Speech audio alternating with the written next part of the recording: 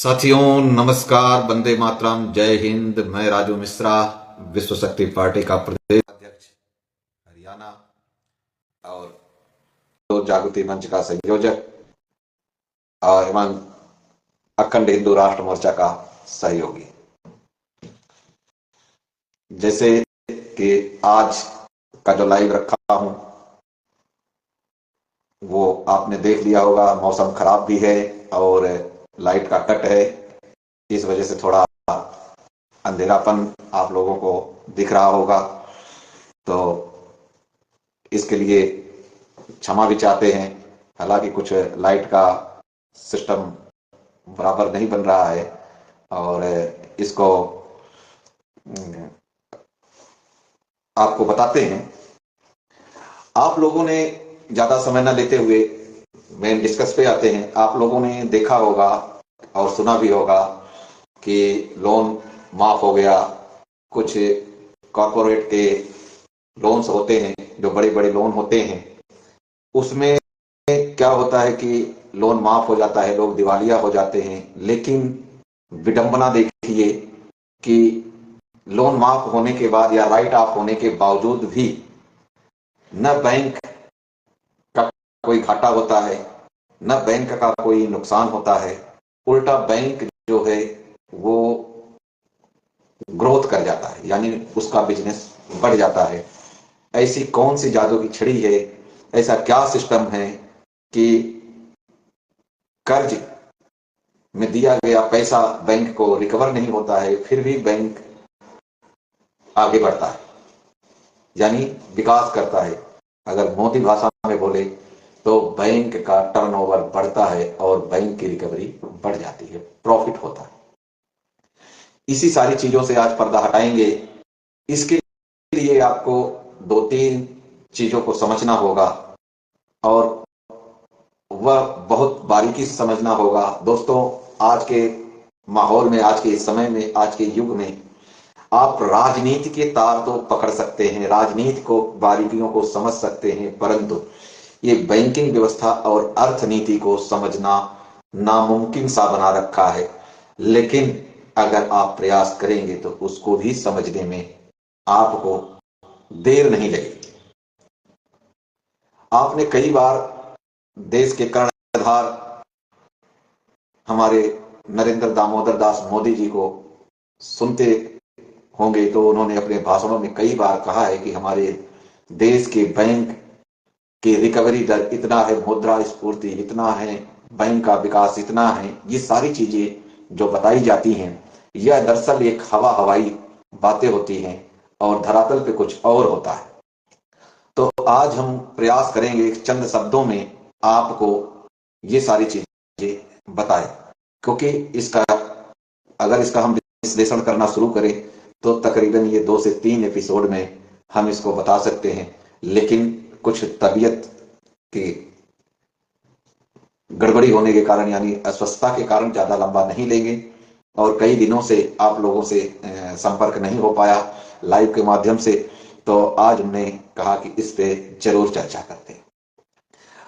अभी आप लोगों ने देखा होगा 2024 अब समाप्ति के कागार पे है, तो आपने देखा होगा कि जो अभी राज्यसभा में एक डिस्कस हुआ था, तो उसमें मोदी जी ने और मीडिया ने ये बताया कि हमारे देश में हमारी सरकार ने 12 लाख हजार करोड़ का कर्ज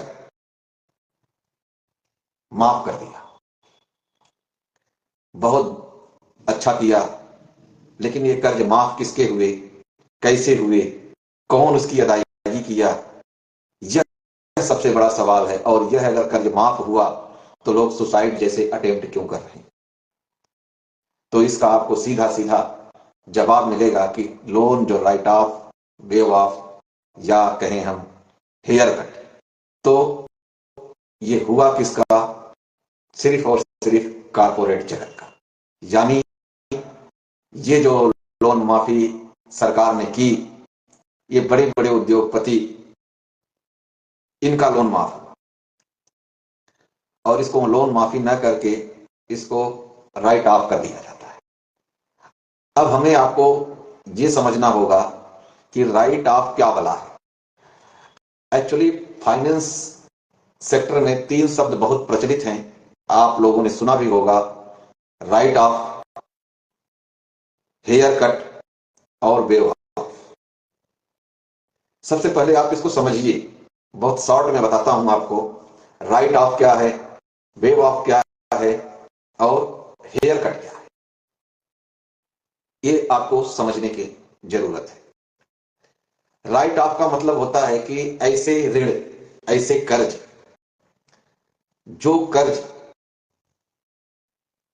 बैंक के द्वारा एनपीए कर दिए जाते हैं और उस कर्ज की वसूली का संभावनाएं खत्म हो जाती हैं, तो बैंक क्या करता है कि अपनी बही खाता से उस लिस्ट को आउट कर देता है, उसे कहते हैं राइट ऑफ। उसके बाद आता है हेयर कट। हेयर कट का मतलब है कि लोन राशि जो आपने कर्ज लिया हुआ है, उस राशि में से जितना आपने अपनी सामर्थ्य के अनुसार भरा, उसके बाद जो बैंक आपके ऊपर रिकवरी वगैरह का प्रेशर करके जो कुछ ले लिया, जो बच गया उसको छोड़ दिया, वो कहते हैं राइट ऑफ, और सॉरी हेयर कट। अब तीसरा आता है वेव ऑफ।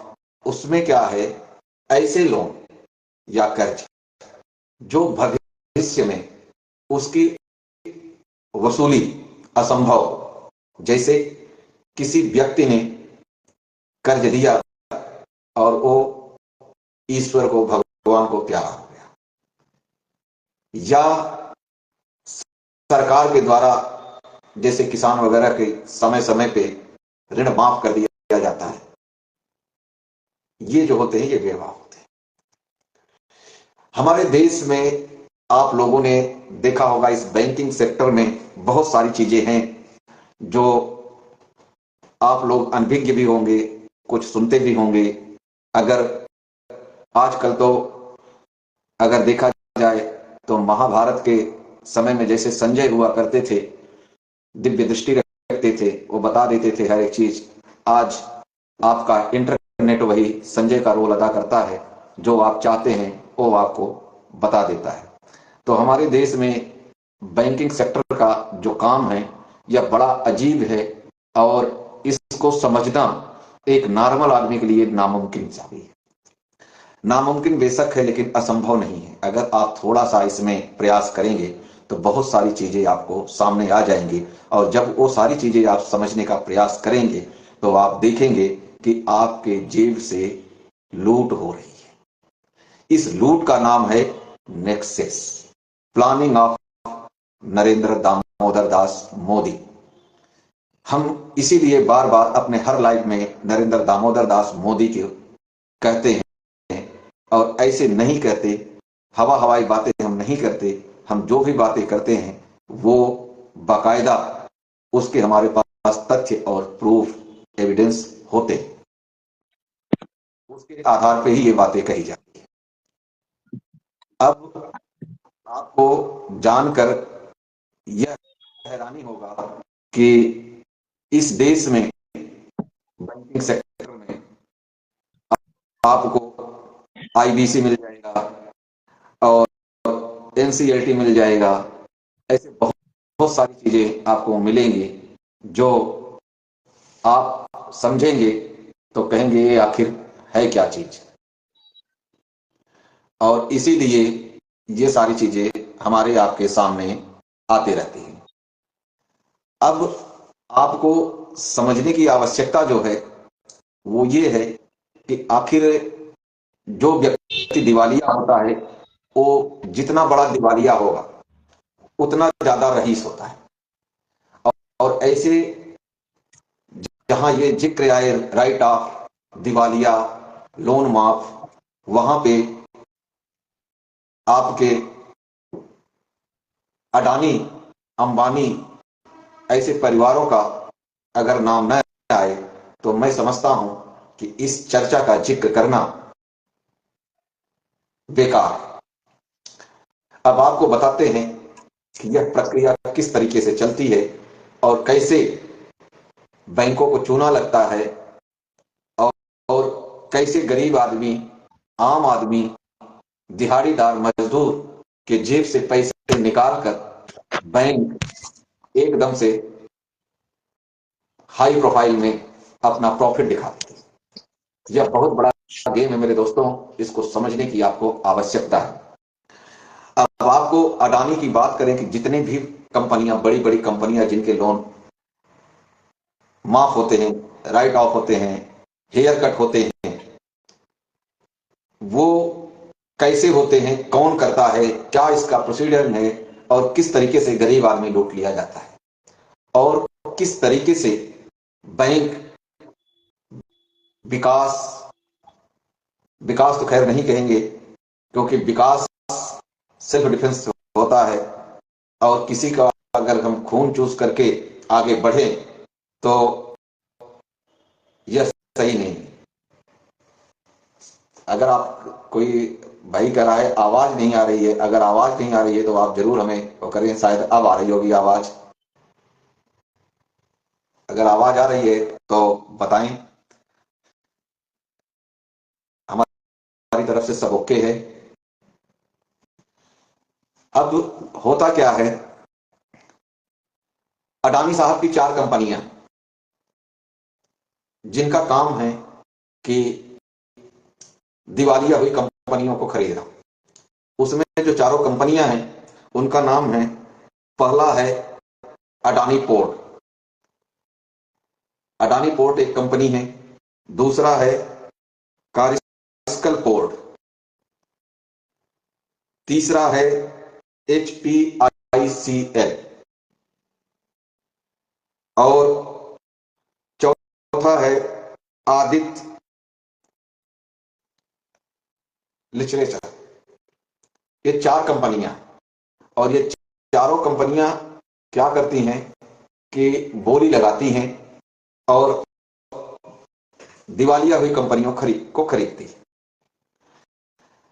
बहुत ही आसान, इसका बहुत ही सरल तरीका, बशर्ते आपकी थोड़ी सी पकड़ सरकार में बैठे नुमाइंदों से आपकी होनी चाहिए, और आपका लोन 1,000 करोड़ का है या 1,00,000 करोड़ का है, सब खत्म। भरेगा कौन?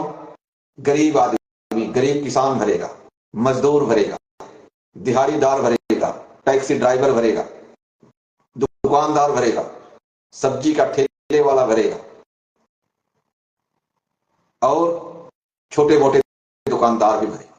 चाहे साइकिल रिक्शा वाला हो, चाहे टेम्पो वाला हो, वो उसी से भरपाई की जाएगी।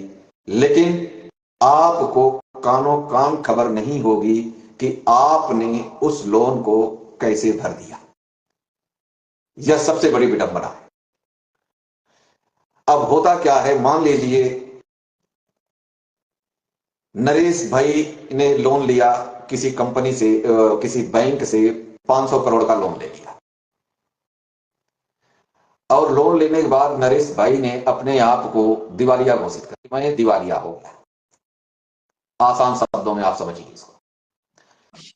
अब नरेश भाई जब दिवालिया हो गए तो बैंक का तो चूना लग गया, क्योंकि नरेश भाई ने 500 करोड़ का लोन ले लिया। अब नरेश भाई दिवालिया हो गए। अब नरेश भाई ने कुछ तो बिना प्लाट लिया था 3 दुकानें 7 लाख की, और कुछ गवर्नमेंट प्लाट 7 लाख की नरेश भाई ने पर्सनल यूज में ले लिया, या जैसे भी जो भी वो नरेश भाई का काम था, यानी 500 करोड़ रुपए नरेश भाई ने किसी बैंक से लोन लिया और वो अपने आप को दिवालिया घोषित कर लिया। अब दिवालिया घोषित होने के बाद सरकार क्या करेगी? अब देखिए, अगर आपको कहूं कि हर जुर्म करवाने वाली ही सरकार है और हर जुर्म से बचाने वाली भी सरकार है, तो यह कोई अतिशयोक्ति नहीं होगा, नहीं होगा। अब इस प्रोसेस को आप समझिए। जैसे ही नरेश भाई दिवालिया अपने आप को घोषित किए कि जी यह लोन मैं नहीं भर सकता, मेरी कंपनी दिवालिया हो गई, तो वित्त मंत्रालय क्या करेगा? इनकी फाइल को, सॉरी बैंक क्या करेगा, यो फाइल नरेश भाई की वित्त मंत्रालय भेज देगा। अब वित्त मंत्रालय उस फाइल को क्या करेगा, बड़ी बारीकी से आईबीसी के पास भेज देगा।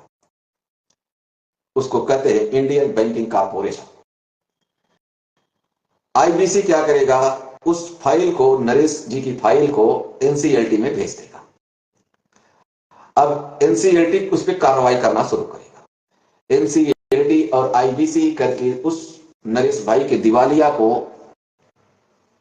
कह देगा कि ठीक है जी, इनकी संपत्ति को बेचा जाए। यानी एक प्लांटेड गेम है। गेम को आप इसको समझना होगा कि जब नरेश भाई दिवालिया हुए, बैंक ने क्या किया, बकायदा इनका एक प्रोफाइल बनाया, आगे भेज दिया। आगे से आगे आकर के वो कहां पहुंच गया, एनसीईआरटी में। एनसीईआरटी में जाके क्या हुआ, नरेश भाई की संपत्ति को बेचने के लिए कह दिया गया। नरेश भाई ने लोन लिया 500 करोड़ का। अब नरेश भाई की संपत्ति को खरीदने के लिए कौन आ गया, विनय जी आ गए, विनय पांडे जी आ गए कि जी मैं इसकी बोली लगाऊंगा, मैं खरीदूंगा। नरेश भाई ने 500 करोड़ का लोन लिया है और विनय पांडे ने उस पे बोली लगाया 100 करोड़ का। अब यहां पे आपको ध्यान देने वाली बात है कि बैंक को चूना कितना लगा, 400 करोड़ का। लेकिन नरेश भाई की सेहत पे कोई असर नहीं, क्योंकि नरेश भाई पहले ही अपना बैकअप ले चुके हैं। यानी नरेश भाई दिवालिया होने के बावजूद भी नरेश भाई एक रईस है, क्योंकि उनकी दूसरी इंडस्ट्री शिफ्ट हो चुकी है। अब यहां पे एक शब्द आप लोगों को सामने सुना होगा, अगर नहीं सुना है तो सुन लीजिए। उसको कहते हैं डिविडेंड, डिविडेंड मनी। विनय पांडे को सरकार ने जब नरेश जी की प्रॉपर्टी का बोली लगाया विनय पांडे ने, तो सरकार ने 100 करोड़ रुपए फाइनेंस कर दिया, बैंक ने ही उसको फाइनेंस कर दिया। मजे की बात यह है कि नरेश भाई दिवालिया हो रहे हैं, विनय पांडे उस प्रॉपर्टी को खरीद रहे हैं और 100 करोड़ में खरीद रहे हैं, 400 करोड़ रुपए लेस में खरीद रहे हैं। और नरेश भाई की प्रॉपर्टी खरीदने के लिए विनय पांडे ने 100 रुपए जेब से नहीं निकाला, बैंक ने ही उनको 100 करोड़ रुपए फाइनेंस कर दिया। जो बीच का गैप आया 400 करोड़, वो 400 करोड़ रुपए तो हमारी आपकी निगाह में बैंकों को चूना लग गया और बैंक का घाटा हो गया। लेकिन मजे की बात यह है कि वो 400 करोड़ रुपए बैंक को चूना नहीं लगा। अब क्यों नहीं लगा, ये आप सुनिए। सरकार मेहरबान, आप लोगों ने सुना होगा कि अगर अल्लाह मेहरबान तो गधा भी पहलवान, एक कहावत आपने सुनी होगी। सरकार मेहरबान तो कैसा नुकसान। जैसे ही विनय पांडे को 100 करोड़ रुपए बैंक ने फाइनेंस किया, तो जो 400 करोड़ का था वो शेयर मार्केट में जो लॉस था, क्योंकि ये नरेश जी का जो लोन था 500 करोड़ का था, और वो शेयर ग्रोथ करेगा, अप करेगा, प्रॉफिट में दिखाना शुरू कर देगा। और सरकार पिछले दरवाजे से क्या करेगी, वित्त मंत्रालय क्या करेगा कि उस लोन को राइट ऑफ करके बकायदा नए सिरे से, आरबीआई इनकी है, वित्त मंत्रालय इनका है, सरकार में नरेश जी का अच्छा हाथ है, अच्छी पकड़ है, नेता इनके हैं। यह सारी प्रक्रिया हो गई और बैंक की भरपाई हो गई, और बैंक को एक इंस्ट्रक्शन मिलेगा कि जो आपका, यह चीज आपको ध्यान देने की बात है, जो आपका लॉस हुआ इसको आप अपने चिट्ठे से, बैलेंस शीट से इस चीज को रिमूव कीजिए, और आगे का जितना भी आपका रिकवरी है उस रिकवरी को आपका प्रॉफिट मान लिया जाएगा। क्यों मान लिया जाएगा, क्योंकि आरबीआई मेहरबान है। आरबीआई के हाथ में है कितने रुपए छापना है, कौन सी बैंक को कितना देना है। बैंक क्या करेगा कि उस चिट्ठे को, नरेश भाई को, नाम को सदा सदा के लिए अपने बैलेंस शीट से निकाल देगा, और उनकी जगह पे दूसरा सीरियल नंबर देकर के विनय पांडे का नाम आ जाएगा। मान लीजिए कि नरेश जी का नाम जो है वो अगर 21वें नंबर पे है, तो हो सकता है कि विनय पांडे का नाम 121वें नंबर पे आ जाए। लेकिन जो 400 रुपए राइट ऑफ या लोन माफ जिसको हम आप कहते हैं हुआ, उसकी भरपाई का दूसरा तरीका ये है, वो ये है कि आपके हर ट्रांजैक्शन के ऊपर निगाह रखी जाएगी, और आपका कभी मिनिमम बैलेंस, कभी एमएसएस, कभी नेट बैंकिंग, इस तरीके से जो पैसे बैंक आपसे काटती है, उस पैसे का 1/4 भाग रिकवरी में डाल दिया जाएगा। यानी अगर आपके जेब से 25 रुपए का मैसेज चार्जेस कट गए, कि आपका मैसेज चार्जेस बैंक ने काटा है, तो आप समझिए कि उस 25 रुपए में से 6.25 रुपए, 6.25 रुपए उधर चला जाएगा। दूसरा, बैंक ने जो राइट ऑफ किया उसकी भरपाई कहां से हो गई? आरबीआई से। आम आदमी को कानो कान उसकी कोई भनक नहीं है, कैसे उसकी हो गई। और जो डिविडेंड मनी है, मान लीजिए किसी बैंक का साल का रिकवरी 10,000 करोड़ है, और उसके बैंक से जो लोन दिवालिया हुआ या डिफॉल्टर हुआ या जो राइट ऑफ हुआ वो 400 करोड़ है। तो आपका गणित और हमारा गणित ये कहेगा कि 10,000 करोड़ में से 400 करोड़ अगर हम माइनस करते हैं तो 600 करोड़ आते हैं। लेकिन यही ये डिविडेंड मनी मान लिया जाए, क्योंकि वो 400 बट्टे खाते में यानी खत्म हो गया, वो जीरो हो गया, तो वो जो 10,000 रुपए उसकी रिकवरी हुई है 10,000 करोड़, वो 10,000 करोड़ पूरा का पूरा बैंक का प्रॉफिट मान लिया जाएगा। और बैंक जब उस प्रॉफिट को ग्रोथ करेगा, अपने बैलेंस शीट में दिखाएगा, तो सेबी जैसी जितनी संस्थाएं, उनकी वाहवाही आपकी वित्त मंत्रालय और आपकी सरकार के बैठे नुमाइंदे नरेंद्र दामोदर दास मोदी जैसे लोग कहेंगे कि देखिए हमारे देश में बैंकिंग व्यवस्था कितना अच्छे से कार्य कर रहा है, हमारे बैंकों का ग्रोथ हो रहा है, हमारे बैंक प्रॉफिट में चल रहे हैं। और अभी जो आपके सामने डाटा रखा गया, उस डाटा में यह दिखाया गया कि बैंकों का एनपीए 2.83% है।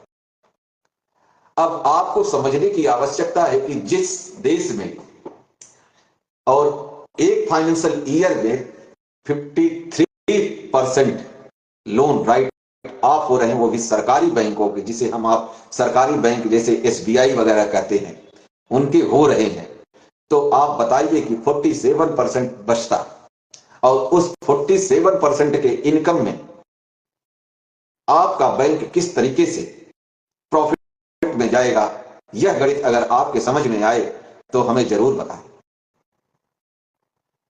अभी लेटेस्ट में आपको बताऊं कि एक आपने सुना होगा, एक कंपनी को बाबा रामदेव ने खरीदा। नाम लेना उचित नहीं होगा क्योंकि वो महिला, उस महिला का जो लोन था हजारों करोड़ का लोन था, और जब उसका लोन राइट ऑफ हुआ तो आपकी मंत्रालय यानी वित्त मंत्रालय ने सेबी को लिख करके बोला कि आप आइए। लेकिन विडंबना देखिए कि सेबी जो है आपकी सरकार से ऊपर हो गई, और सरकार देखती रह गई कि सेबी हमारे दरवाजे पे आए तो सही, लेकिन सेबी ने वित्त मंत्रालय में पेश होने की गुस्ताखी नहीं की। उसका कारण यही था कि आपके नरेंद्र दामोदर दास मोदी जी ने पहले ही बैकअप में हाथ दे करके कह चुके थे कि इस बैंक का रिकवरी आज पिछली 10 सालों के सरकारों से कई गुना अधिक होते हुए आज 2.83% पे एनपीए ला करके खड़ा कर दिया। मेरे दोस्तों, यह मोदी का विकास है। सुना होगा आप लोगों ने भाषण, अगर नहीं सुना है तो यूट्यूब पे भी निकाल लेना, मिल जाएगा, क्योंकि मैं ये हवाई बातें नहीं बोल रहा। हुआ क्या, रामदेव की कंपनी ने खरीद लिया, पतंजलि ने, और रिजल्ट आपके सामने। कई सारी कंपनियों का डाटा हमारे पास उपलब्ध है, ऐसे ऐसे कंपनियों का डाटा उपलब्ध है जिसमें 44 हजार करोड़ का चूना लगा है, और ऐसे ऐसे बैंकों का डाटा हमारे पास उपलब्ध है, उसमें 2-3 बैंकों का नाम आपको बता देता हूं, जैसे state bank of India, Punjab national bank, bank of Baroda. ये बैंक जो है लोन माफ करने में कहीं पीछे नहीं रही। इनका लोन माफ करने में नंबर 1 पे है state bank of India, number 2 पे है आपका पंजाब नेशनल बैंक, नंबर 3 पे है union bank of India, number 4 पे है bank of Baroda. Private bank जितनी है उन बैंकों का मैं जिक्र यहां पर नहीं करूंगा, क्योंकि प्राइवेट सेक्टर के बैंकों के लिए इनका कुछ अलग कंडीशन है। सेम चीजें, प्रोसेस सेम है, कंडीशन अलग है। और यहां पे आपको ध्यान देने योग्य बात है कि कंडीशन कोई कानून नहीं होता। कानून कानून होता है, कंडीशन कंडीशन होती है। कंडीशन एक शर्त होती है, कानून एक नियम होता है। और ऐसा नहीं कि हमारे पास डेटा नहीं, हमारे पास वो भी डेटा उपलब्ध है। तो विडंबना हमारे देश में यह है कि हमारे देश के जो ये नेता हैं, जिनको हमने अपने देश को संभालने के लिए, देश को आगे बढ़ाने के लिए, देश की तरक्की के लिए हम इनको अपनी सलाखों पर बैठा करके, पावड़े बिछा करके इनको सीट तक लेके जाते हैं, और वही हमारे आपका खून का एक एक कतरा इस तरीके से पीते हैं कि हमें आपको पता भी नहीं लगता। अगर आज हम यह कहें कि नरेंद्र दामोदर दास मोदी जैसा खटमल शायद आप लोग समझते होंगे, अब तो धीरे धीरे यह जीव भी विलुप्त हो गया है, लेकिन मैं मानता हूं कि यह जीव विलुप्त नहीं हुआ है। यह जीव विलुप्त होकर के इंसानों के अंदर प्रवेश कर गया।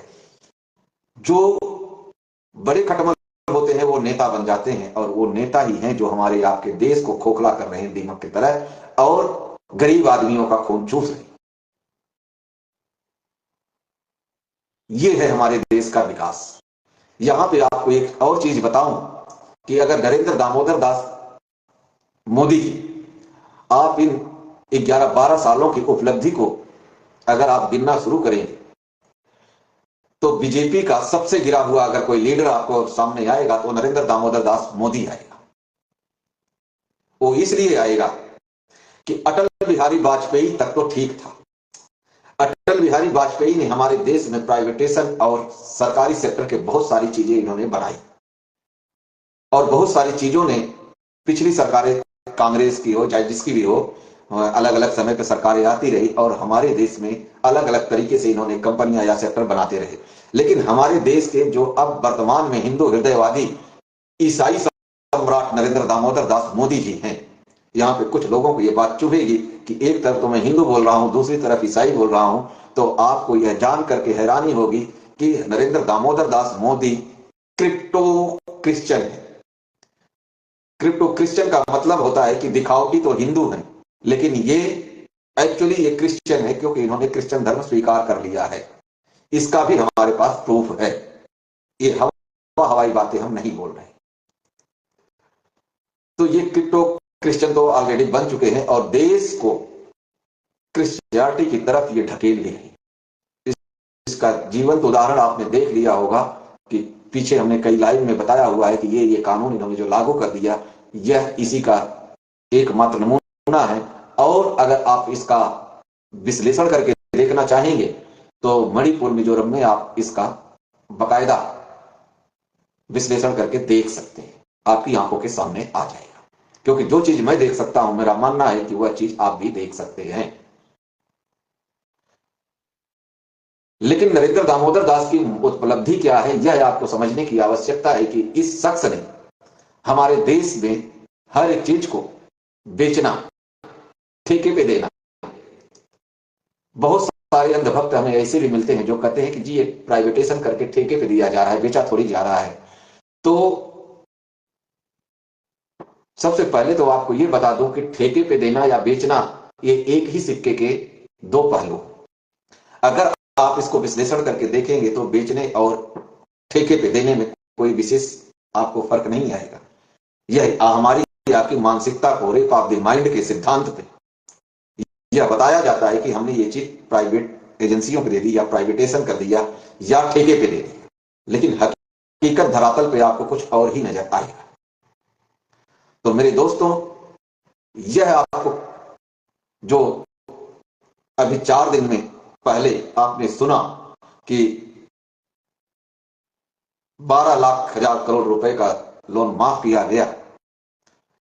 ये उसका कच्चा चिट्ठा किस तरीके से आईबीसी, एनसीईआरटी, वित्त मंत्रालय और हमारे देश के गद्दार नेता मिलकर के किस तरीके से ये खेल खेलते हैं और किस तरीके से बैंकों के साथ मिली भगत करके आम जनता का खून चूसते हैं।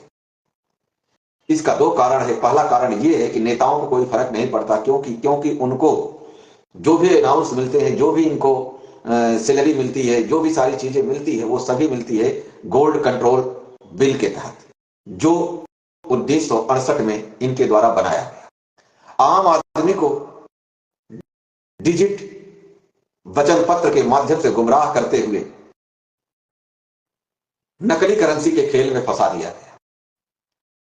आपको जानकर हैरानी होगी कि संभवतः 31 मार्च 2025 के बाद आपके सामने इस बैंकिंग व्यवस्था के तहत कुछ ऐसा ब्लास्ट होने वाला है कि जिससे तकरीबन हमारे देश की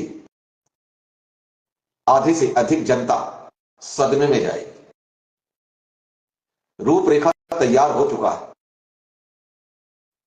सिर्फ उसको अमली जामा पहनाने की आवश्यकता है, और वो अमली जामा पहनाने का प्रयास हो सकता है इलाहाबाद, जिसे अब वर्तमान समय में प्रयागराज कहा जाता है।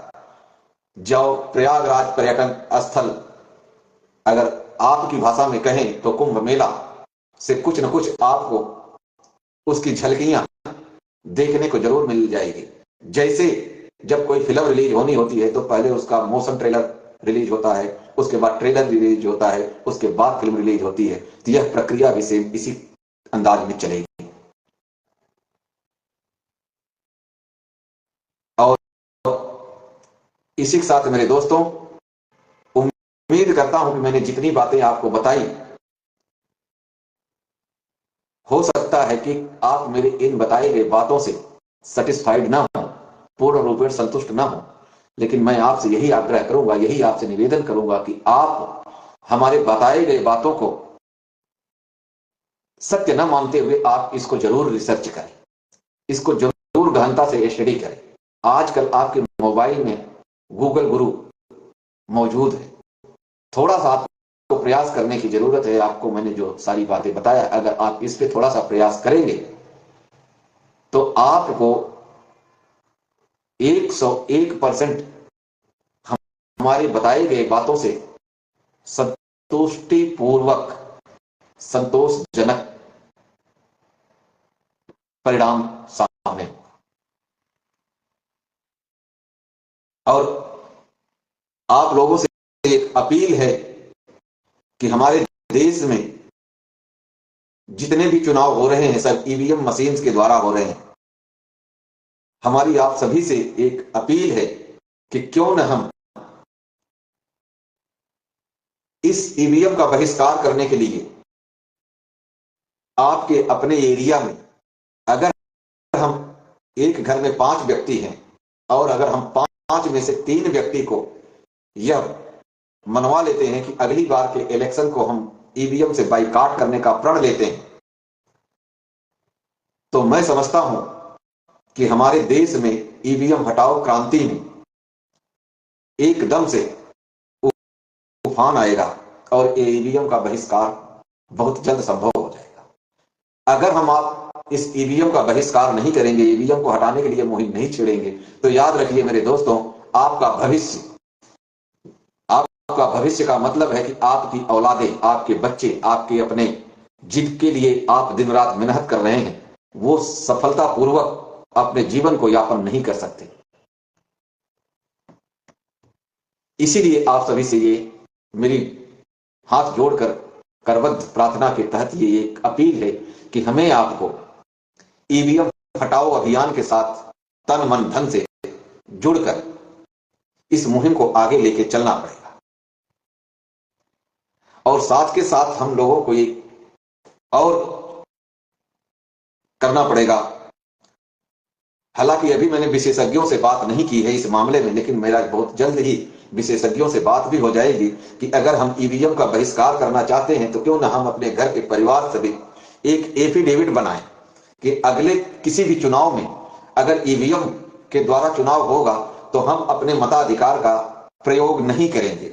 इस तरीके से अगर हम एफिडेविट बना करके उसको अपने जिला के डीएम को, यानी जिसको डीसी कहते हैं या उपायुक्त कहते हैं या आईएएस अफसर कहते हैं, उनके मार्फत से हम अगर चुनाव आयोग को भेजें तो कहीं न कहीं सरकार पर जरूर इसका दबाव आएगा। लेकिन यहां पे आपको एक चीज और बता दूं कि सरकार हमारी इन बातों से दबाव में नहीं आएगी, लेकिन इग्नोर भी नहीं कर सकती। क्यों नहीं करती कि जिस देश की सरकार जॉर्ज सोरोस और सर डोमिनिक काइस्ट के इशारों पे बनती हो और ये दो व्यक्ति हमारे देश को लीड कर रहे हो ब्रिटेन और अमेरिका में बैठे बैठे, तो इतनी जल्दी दबाव में आने वाले नहीं होंगे, क्योंकि इनको आर्थिक सपोर्ट मिल रहा है, सामाजिक सहयोग मिल रहा है। सामाजिक सहयोग मिल रहा है मतलब यह नहीं कि हम आप दे रहे हैं, मतलब यह कि ये धक्के से हमारे आपसे सहयोग ले रहे हैं ईवीएम के जरिए। आज का चुनाव जो इन्होंने बना रखा है, वो चुनाव बना रखा है कि अगर एमएलए हमारा होगा तो एमपी आपका होगा। चुनाव ना होकर के आज का समय में चुनाव एक समझौता मात्र है। इसलिए हमें आपको इस ईवीएम से चुनाव का बहिष्कार करना ही होगा। तो उम्मीद करता हूं मेरे दोस्तों कि आपको अर्थनीति के यह छोटी से जो आपको झांकी हमने दिखाई है अपने प्रयासों के द्वारा, इससे कुछ न कुछ जरूर आपके जहन में समझ में जरूर आया होगा और इसके आगे का विश्लेषण एक दो दिन में और करेंगे। उसमें बकायदा नाम के साथ हम खुलासा करेंगे कि किस कंपनी को कैसे दिवालिया किया गया और किस कंपनी को किसने खरीदा, उसको बोली लगाकर उसके पास पैसे कहां से आए, यह भी आपके सामने खुलासा करेंगे, क्योंकि इसका भी हमारे पास डेटा उपलब्ध है। लेकिन चूंकि यह बहुत ज्यादा लंबा हो जाएगा आज का विषय, इसलिए इसको आज न करके इसको कल या परसों में हम ये भी आपके सामने खुलासा कर देंगे। इसलिए आपको इस चीज को बहुत ध्यान से समझना होगा कि राइट ऑफ हेयर कट और वेव ऑफ, ये जो खेल है बैंकिंग सेक्टर में, अर्थनीति में, इसका महत्व, काम करने का तरीका, क्योंकि जिस तरीके से आप लोगों ने सुना होगा और बहुत सारे विधिक सलाहकार से भी आप संपर्क करके इस विषय में पूछ सकते हैं कि हिंदुस्तान में क्या पूरे विश्व में कर्ज लेना कोई क्राइम या अपराध की श्रेणी में नहीं आता है। ठीक इसी तरीके से कर्ज माफ करना या कर्ज की अदायगी न करना भी कोई क्राइम या अपराध की श्रेणी में नहीं आता है। और इसी का बाकायदा फायदा उठा करके हमारे देश की सरकारें ये जो write off, waive off, haircut जैसे शब्दों को हमारे आपके सामने रख करके बैक डोर से जो खेल खेल रही हैं, इसको आपको समझने की आवश्यकता है। जिस दिन आप इस चीज के, इस खेल को आप समझ जाएंगे, उस दिन आप ये समझ लीजिए कि विजय माल्या और नीरव मोदी जैसे खेल खेलने में आप माहिर हो जाएंगे। लोन जितना मर्जी बढ़ा लीजिए, सरकार दे रही है, आप एक कदम सरकार की तरफ बढ़ाओ तो सही, सरकार 10 कदम आपकी तरफ बढ़ाएगी, क्योंकि उसको पता है कि इनको देना है और इधर से लेना है। तो इसी के साथ दोस्तों आज का लाइव यहीं समाप्त करते हैं। मिलते हैं अगले डिस्कशन में। आपको बहुत सारी चीजें बताएंगे जो बैंकिंग सेक्टर में, अगर आप इन सारी चीजों को गहनता से समझेंगे तो बैंकिंग सेक्टर में आप कभी मात नहीं खाएंगे। इसी के साथ दोस्तों जय हिंद, वंदे मातरम। मैं राजू मिश्रा, विश्व शक्ति पार्टी प्रदेश उपाध्यक्ष, अखंड हिंदू राष्ट्र मोर्चा का सहयोगी और किसान मजदूर जागृति मंच का संयोजक, आप सबसे एक बार विदा कर लेते हैं और मिलते हैं नेक्स्ट सेशन में, जिसमें आपको बताएंगे कि कौन सी कंपनियों को किस तरीके से, किस एंगल से, किस प्रक्रिया के तहत दिवालिया किया गया और आप कैसे दिवालिया बना सकते हैं अपनी फर्म को। ये भी बताऊंगा कि अगर आपका भी ऐसा कोई 200, 400, 500 करोड़ का लोन है तो आप अपने आप को दिवालिया कैसे घोषित करेंगे और आपकी रहीसी, जब आप दिवालिया अपने आप को घोषित करेंगे तो आपकी रहीसी किस लेवल पर बढ़ेगी, यह भी आपको बताएंगे। तब तक के लिए दोस्तों, जय हिंद, वंदे मातरम।